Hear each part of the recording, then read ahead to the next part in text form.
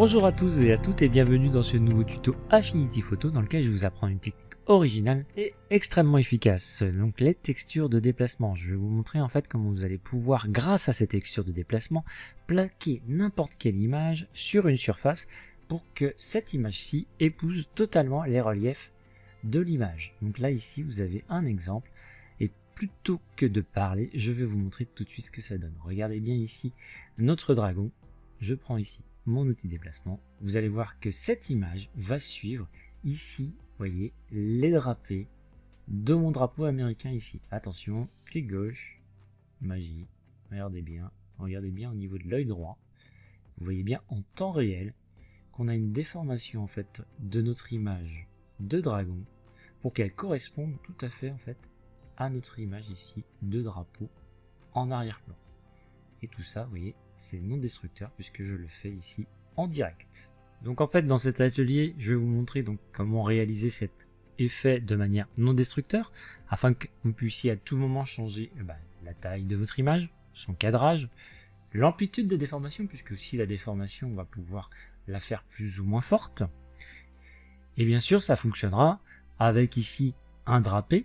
Puisque ici on a dans le but de recréer un drapeau américain, donc on fait un drapé, mais ça fonctionnera aussi avec du papier froissé, ça peut être un mur, ça peut être un visage, une voiture, etc. etc. Libre à vous d'imaginer ce à quoi je n'ai pas pensé. Moi ici je reste sur du drapé, mais vous pourrez faire ce que vous voudrez une fois que vous aurez appris la technique.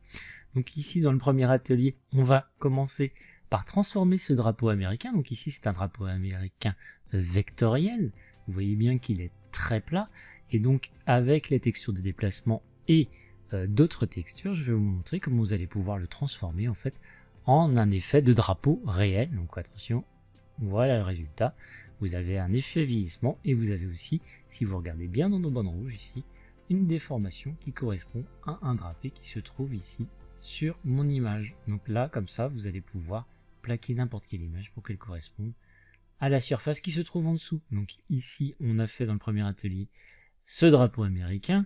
On aura une petite annexe pour vous montrer qu'une fois que vous avez appliqué à ce drapeau américain une texture de déplacement, vous êtes libre de rajouter d'autres images qui vont pouvoir bénéficier de cette texture de déplacement. Donc après, une fois que vous aurez fait cet effet, ça sera très rapide de rajouter d'autres images par-dessus. Donc là ici nous avons notre dragon chinois. Et au bout de 5 minutes, vous allez pouvoir lui faire plaquer la surface du drapeau ici américain. Donc voilà, on a une illustration déjà que je trouve sympathique et donc qui est modifiable à l'envie. Ensuite, dans le deuxième atelier, je vous montrerai, donc ça sera toujours un drapé, donc ici ça sera un kimono.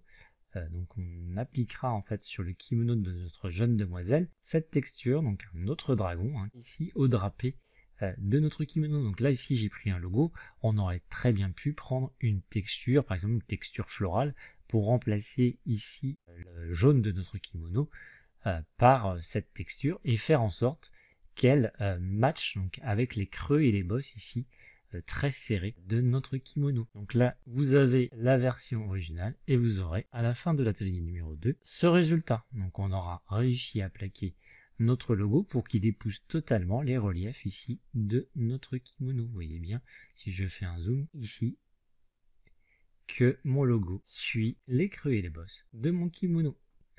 Et donc, pour finir, je vous montre en gros plan ce que ça donne. Je vous ai montré avec mon dragon qu'on pouvait le faire en temps réel. Et bien là, je vous montre aussi ici avec le kimono et le dragon aussi que ça fonctionne de la même façon. Regardez-moi ça, si c'est pas magique.